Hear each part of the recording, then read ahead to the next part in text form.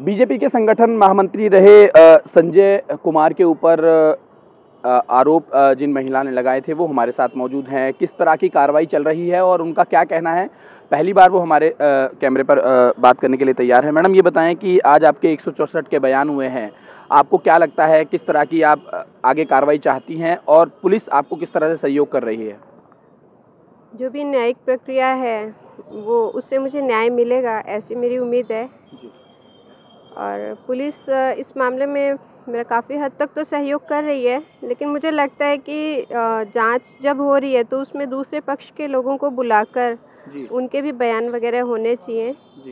और जहां तक जो अभियुक्त को राहत मिली है, तो मुझे अभी, क्योंकि कानूनी जानकारी इस विषय में बहुत ज़्यादा नहीं है, लेकिन मुझे ये पता है कि माननीय न्यायालय ज़रूर मेरा भी पक्ष कहीं ना कहीं रखेगा। मुझे भी अपना मौका मिलेगा अपनी बात रखने का। और मेरे ख्याल से ऐसी कार्रवाई एक तरफा तो नहीं होती, लेकिन किस आधार पे निर्णय लिया है ये तो हम जजमेंट की कॉपी देखने के बाद ही जान पाएंगे। अभी तक मुझे जजमेंट की कॉपी तो नहीं मिली है, लेकिन जैसी मिलेगी मैं उसे देख के फिर आगे जो भी होगा देखेंगे। मैडम, ये भी कहा जा रहा था कि आप बयान दर्ज करवाने के लिए नहीं आ रही हैं, बीच में ऐसी भी खबरें आई हैं। अब जैसे ही उनको राहत मिली, आप कोर्ट में पहुंची हैं, तो इस बात में कितनी सत्यता है कि आप पुलिस को फेस करने से या फिर कानूनी प्रक्रिया को फेस करने से थोड़ा सा बच रहे थे? नहीं, मैं किसी भी चीज़ से बच नहीं रही थी। मेरा स्वास्थ्य काफ़ी ख़राब रहा है और मुझे माइग्रेन की प्रॉब्लम रही थी और मानसिक दबाव भी बहुत ज़्यादा रहा है।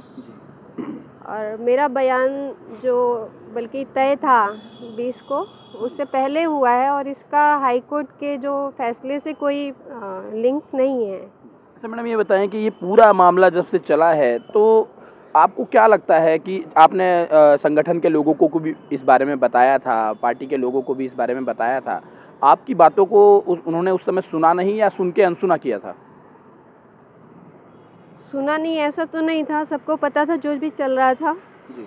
लेकिन वही है कि उनको आंखें बंद करके रखना ज़्यादा अच्छा महसूस हुआ। मेरे पास इस पूरे प्रकरण के सार्वजनिक होने के बाद से एक तो महानगर युवा मोर्चा अध्यक्ष श्याम पंत आए थे जी। और इसके अलावा मुझसे पार्टी के किसी नेता ने ऐसा संपर्क नहीं किया जी। मैं चाहती हूँ कि मुझे बुलाएं जी। मुझसे वो कुछ भी अगर बात है तो मुझे बुला के वो मुझसे पूछ सकते हैं। लेकिन मुझे दुख यही है कि इस पूरे मामले में हमारी पार्टी जिस तरह से आंख बंद करके चल रही है, या कोई भी कदम लेने से, या मेरा पक्ष, हालांकि पता तो उन्हें सब कुछ शुरू से ही, मेरी पार्टी के जो राष्ट्रीय अध्यक्ष हैं अमित शाह जी, जैसे ये सारा मामला उनके संज्ञान में आया, उन्होंने कोई भी समय नष्ट ना करते हुए त्वरित कार्रवाई की और संजय कुमार को तुरंत अपदस्थ किया। मैं चाहूँगी कि मैं अपनी बात अमित शाह जी के सामने रखने का मुझे मौका मिले, और यदि वो संभव ना हो तो श्याम जाजू जी, जो कि उत्तराखंड के प्रभारी हैं और हमारे राष्ट्रीय उपाध्यक्ष भी हैं, अगर वो मुझे बुलाएं और मेरे को मेरा पक्ष रखने का मौका दें तो मुझे बहुत लगता है कि वो न्यायिक और उचित निर्णय होगा। जी बताएं कि इस दौरान आपको कोई जान का खतरा भी है, आप समझती हैं? आपने पुलिस से कुछ इस तरह की बातें की हैं? जान का खतरा तो पहले भी था और अभी भी है, क्योंकि जब तक अभियुक्त बाहर है और क्योंकि वो बहुत प्रभावशाली लोगों से जुड़ा हुआ भी है, तो ये लोग हमेशा मेरे ऊपर निगाह रखते हैं और मेरे परिचितों को भी संपर्क करते हैं अपनी पैरवी और मुझ पर दबाव डालने के लिए। तो जब तक ये बाहर घूम रहा है तब तक तो मेरी जान को खतरा है। अच्छा, इस पूरे मामले के बाद अगर मैं बात करूं तो किस तरह से बदल गई है आपकी ज़िंदगी इस पूरे प्रकरण के बाद, बाहर आने के बाद? मेरी ज़िंदगी तो लगभग ख़त्म ही हो गई है, क्योंकि पहले मैं एज अ सोशल वर्कर बहुत सारे लोगों से मिलती थी, उनकी समस्याओं को हल करने के लिए जो भी कर पाती थी करती थी। लेकिन जब से पूरा मामला सार्वजनिक हुआ है तब से बहुत सारे लोग हैं जो मुझसे मुंह फेर लेते हैं या फिर मुझसे बहुत अजीब सी बातें करते हैं। यहाँ तक कि मुझे बहुत दुख होता है कि हमारी आरएसएस के एक बहुत वरिष्ठ स्वयंसेवक हैं, उन्होंने तो मुझे यहाँ तक कह दिया कि अगर कोई जाके भेड़िए के आगे कहता है कि मुझे खा लो तो गलती उसकी है, लेकिन वो ये भूल गए कि वो जो भेड़िया था वो भेड़ की खाल पहन के बैठा था। अगर वो भेड़िया होता तो मैं ज़रूर उससे सावधान रहती। जिलाध्यक्ष तो विनय गोयल ने इस प्रकरण के सार्वजनिक होने के बाद से 3 नवंबर के बाद से मैं उनके किसी प्रकार के संपर्क में नहीं हूँ। और 3 नवंबर को उनके कहने से ही मैं देहरादून छोड़ के गई थी। और वो आदमी जो मेरे जाने के बाद यहाँ पे मेरे बारे में काफ़ी अनशंट बातें कर रहा था लोगों के सामने, उसने उसी दिन मुझे व्हाट्सएप पे ये मैसेज भी डाला कि आर यू ओके। अच्छा। तो इससे ही पता लगता है कि इन लोगों के कितने चेहरे हैं और इनके चाल चरित्र और चेहरे का तो भगवान ही मालिक है। क्या जिलाध्यक्ष भी इस पूरे मामले में इन्वॉल्व हैं, आप ये समझती हैं? आपको क्या लगता है? अभी तक तो मैंने हर जगह ये बताया ना कि उनको इस पूरे प्रकरण की शुरू से जानकारी थी, लेकिन वो सारे लोग मामला दबा रहे थे। जी। आखिरी सवाल मेरा ये है कि आगे क्या कार्रवाई? इतना बड़ा अंधेरे का साम्राज्य बिना इनकी सहयोग की तो नहीं था। भले ही वो सहयोग इन लोगों ने चुप रह के दिया, लेकिन इन्होंने उसकी काली करतूतों पे पर्दा डालने का काम तो हमेशा किया। और ऐसे बहुत सारे और भी मामले हैं। जब ये सारा मामला माननीय न्यायालय में शुरू हो जाएगा तो बहुत से और भी चेहरे सामने आएंगे। क्या आपको लगता है कि जो आपके साथ हुआ है या जो आपके साथ किया है, और भी पार्टी की कुछ और भी लीडर या और भी नेताओं के साथ इस तरह के काम हुए हों? मैं इस विषय में अभी कोई टिप्पणी नहीं करूँगी। आगे क्या कार्रवाई रहेगी मैडम आपकी? जो भी न्यायिक प्रक्रिया है उसको फॉलो करेंगे। जी पूछिए। एक सवाल मेरा मैडम ये है कि पुलिस ने अब तक आपको किस तरह से मदद की? ये जानकारी है कि पुलिस भी आपके ऊपर दबाव बना रही है लगातार। शुरू में आपको सिक्योरिटी नहीं दी गई, कई तरह से आप आगे नहीं आई, खुलकर आगे नहीं आ पा रही थी क्योंकि सिक्योरिटी नहीं थी, कि पुलिस को भी ऊपर दबाव था, आपके ऊपर भी दबाव बना रही थी, ऐसा कुछ है? मामला जब सत्ताधारी दल से जुड़ा होता है तो ये समस्याएं आती ही हैं।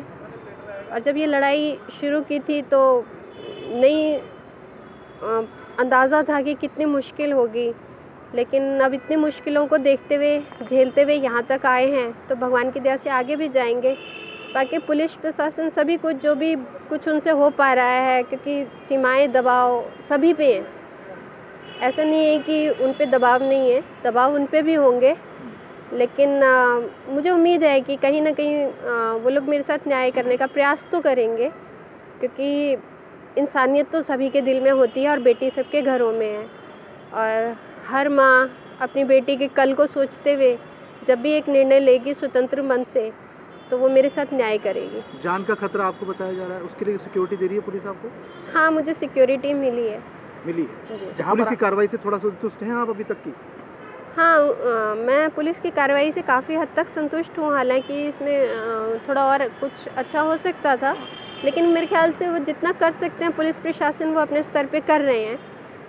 और बीच में जो थोड़ी सी देरी हुई है वो मेरा स्वास्थ्य खराब होने की वजह से हो गई है, और इसके लिए मैं पुलिस प्रशासन को दोष नहीं देती हूँ। नहीं, आपको नहीं लगता कि आरोपी से उसकी अब तक बातचीत होनी चाहिए? पुलिस आपको ही लगातार आपसे बात कर रही है, पुलिस आपसे जांच कर रही है, आपसे बातचीत कर रही है, आरोपी से कोई आज तक बात नहीं कर रही? बुलाना चाहिए था आपको, आरोपी को बुलाना चाहिए था आपके हिसाब से? ये एक ऐसा मुद्दा है जिस पे मैं असंतुष्ट हूँ, क्योंकि मेरे फ़ोन छीनने की घटना भी अक्टूबर में हुई थी, लेकिन आज तक पुलिस पवन थापा के घर नहीं जा पाई है, जबकि मेरा स्वास्थ्य खराब था तो मुझे 2 बार मेडिकल देने यहाँ आना पड़ा था। तो जो पवन थापा के घर नहीं जा पाया वो संजय कुमार को बुलाने के लिए कुछ भी नोटिस भी इशू कर पाएंगे, इसमें मुझे संदेह लग रहा है। शायद कुछ विशेष ज्योतिषी बुलाए जाएं, कभी मुहूर्त निकाला जाए तो शायद कुछ हो। मुझे नहीं लगता इसमें माननीय न्यायालय के हस्तक्षेप के बिना न्याय होगा। ठीक है, बहुत बहुत धन्यवाद। तो ये थी वो महिला जो संजय कुमार पर जिन्होंने आरोप लगाए थे, जिसके बाद वो लगातार ये प्रयास में है कि अपनी लड़ाई को आगे ले जाएंगी। फिलहाल उनका साफ तौर पर कहना है कि पुलिस जिस तरह से कार्रवाई कर रही है, कहीं ना कहीं पुलिस की कार्रवाई से वो थोड़ा असंतुष्ट हैं, और कई मामलों को लेकर आज उन्होंने खुल कर के बात की है, और उन्हें उम्मीद है कि कोर्ट उनके साथ न्याय करेगी। अपने सहयोगी परमजीत लांबा और कैमरामैन विशु के साथ किरणकांत शर्मा, ईटीवी भारत, देहरादून।